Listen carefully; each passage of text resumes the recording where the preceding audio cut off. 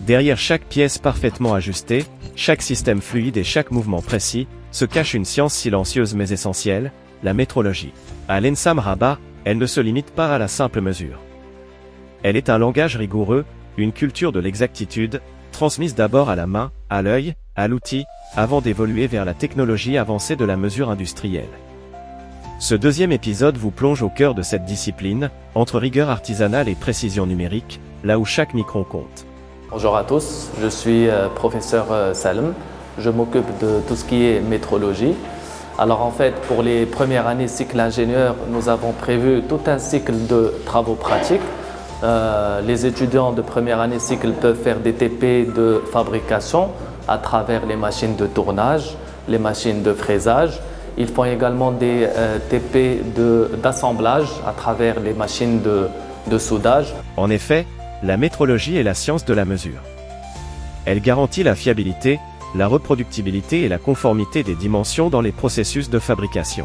Et ici, au laboratoire de métrologie, nous faisons ce qu'on appelle la métrologie, qui est une science de la mesure, et nous nous intéressons à la mesure des pièces mécaniques fabriquées en fraisage, en tournage ou assemblées en soudage. Donc à travers ces TP, les étudiants se focalisent sur les mesures manuelles avec différents équipements, par exemple avec le pied à coulisse ou avec les micromètres pour des mesures un peu plus précises ou avec des comparateurs pour comparer différentes surfaces ou comparer différentes mesures. La métrologie nous permet de mesurer, entre autres, la planéité, à savoir la vérification de la surface d'une pièce pour s'assurer qu'elle est parfaitement plate, le parallélisme, c'est-à-dire le contrôle de la distance constante entre deux surfaces ou lignes, la perpendicularité, ou la mesure de l'angle droit entre deux éléments, ainsi que la cylindricité, la concentricité, etc. Cette manipulation porte sur la perpendicularité, l'une des concepts fondamentaux de la métrologie. Alors, afin de faire cette manipulation, on doit vérifier la perpendicularité de cette surface par rapport à l'élément de référence. Alors, pour faire, on fait déplacer le comparateur en déplaçant la pièce. Puis, on prend deux mesures maximales et minimales afin de calculer l'intervalle de tolérance qui permet de vérifier la perpendicularité. Donc ici, nous voyons que les étudiants sont en train de travailler sur les travaux pratiques. Là, par exemple, les étudiants sont en train de voir le pied à coulisse, les différentes parties qui le concernent. Ils sont également en train de voir la correspondance des différentes dimensions entre le mètre, le millimètre, etc. Ou ici, l'étudiant est en train de travailler sur les différentes définitions de la métrologie.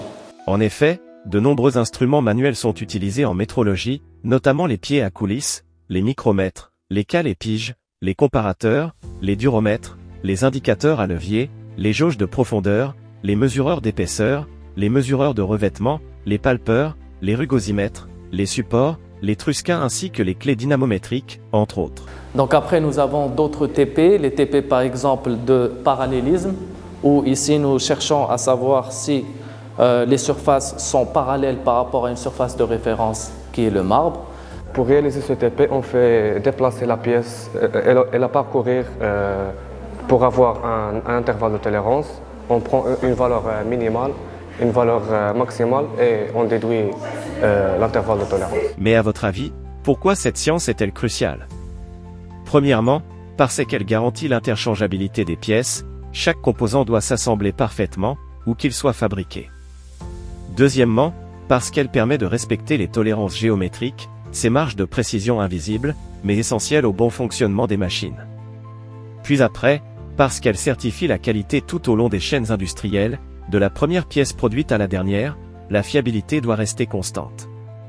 Et surtout, parce qu'elle évite les erreurs coûteuses en production, un simple écart peut entraîner des pertes majeures. Donc c'est un des piliers de l'excellence industrielle. Nous avons également des TP pour apprendre comment fonctionne un comparateur en comparant des cales qui ont une mesure très précise avec les mesures des différentes pièces. Dans ce TP, on utilise le comparateur pour mesurer la hauteur d'une pièce. Pour cela, on utilise des cales à mesure. on place deux cales qui nous donnent la même hauteur de notre pièce, à côté de notre pièce. Et puis on mesure avec le comparateur, on prend la première mesure des cales, et puis on prend la deuxième mesure de la pièce. On soustrait les deux mesures qui nous donnent la hauteur finale de notre pièce. Nous avons également des TP de cylindricité. Ici, par exemple, nous vérifions que les cylindres sont parfaitement alignés entre les différents axes. Nous avons également des TP de planété. Au niveau de ces TP, on va réaliser et assurer la planété de la surface supérieure de la pièce. On va placer le comparateur sur la surface supérieure de la pièce et on va manipuler les jauges des appuis pour avoir une valeur maximale et une valeur minimale. Leur différence nous donne l'intervalle de tolérance. Des TP de mesure et de dessin. Alors pour ce TP, on vise à dessiner des pièces comme cet exemple à l'échelle 1:1. Pour cet exemple, on a besoin de les dessiner et mesurer les côtes. Pour mesurer les côtes, on utilise un pied à coulisse. Alors là, j'ai la mesure de la côte. Et après, je dessine la vue de face et la vue de gauche pour avoir de tels résultats. Et puis l'année prochaine, ils auront l'occasion de travailler sur les MMT, les machines à mesure tridimensionnelles, où ils pourront manipuler le PC pour avoir des mesures automatiquement sur les pièces qu'ils souhaitent réaliser. En effet, grâce à l'évolution technologique, les mesures manuelles ont laissé place à des machines de mesure tridimensionnelles, MMT, offrant une précision de l'ordre du micron et une traçabilité numérique complète. Donc ce laboratoire, il est à la disposition des étudiants même après les travaux pratiques. Donc durant leur projet, ils peuvent venir et utiliser les différents matériels dont nous disposons ici pour vérifier que leurs réalisations sont cohérentes avec les conceptions qu'ils ont faites sur les différents logiciels de CAO. La métrologie agit dans l'ombre, mais sans elle, tout s'effondre. Et vous, avez-vous déjà mesuré à quel point la précision peut tout changer? S'agit-il d'un outil du passé ou le cœur de l'industrie du futur? Dites-nous ce que vous en pensez en commentaire, et au revoir dans le prochain épisode.